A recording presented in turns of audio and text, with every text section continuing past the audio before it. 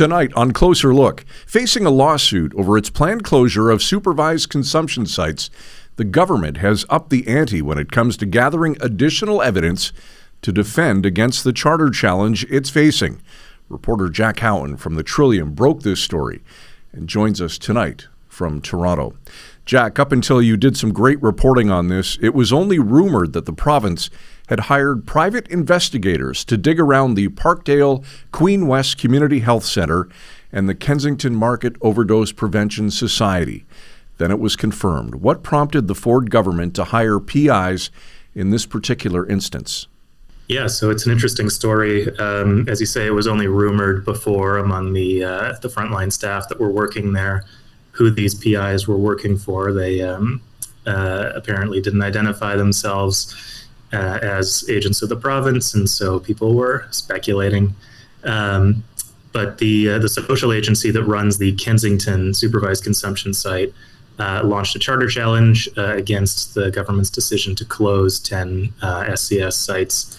And as the government said in response to my inquiries the other day, this is a quote from Health Minister Sylvia Jones' spokesperson.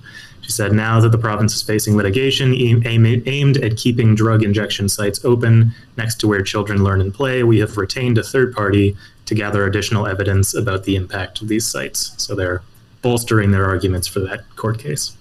Jack, did the presence of these private investigators disrupt day-to-day operations at the consumption sites or within the neighborhoods themselves?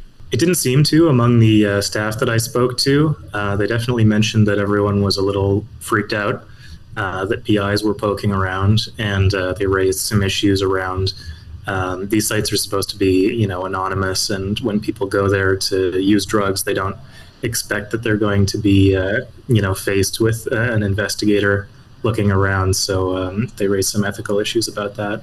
Now, the government certainly wasn't the most forthcoming or transparent with this. How does the government justify the lack of transparency regarding the investigators' purpose and employers when interacting with site staff and neighbors? Could this lack of disclosure, Jack, have any legal or ethical implications? Well, it's interesting. Among the people that I spoke to, it doesn't seem that the private investigators identified themselves to the staff that were working at these sites, but they also happened to run into Chris Glover, who is an NDP MPP, while he was just out for a walk near one of these sites.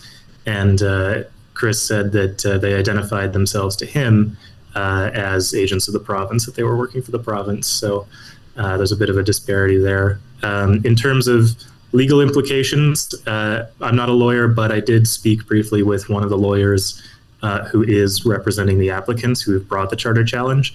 And he didn't mention anything about potential legal implications, and that's not something the government addressed in its statement to me.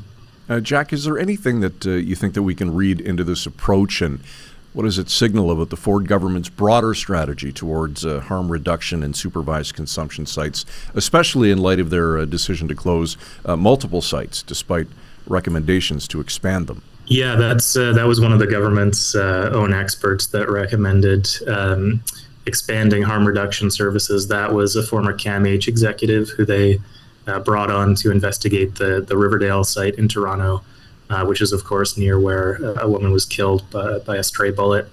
And even despite that, her report said, too, that they should be expanded.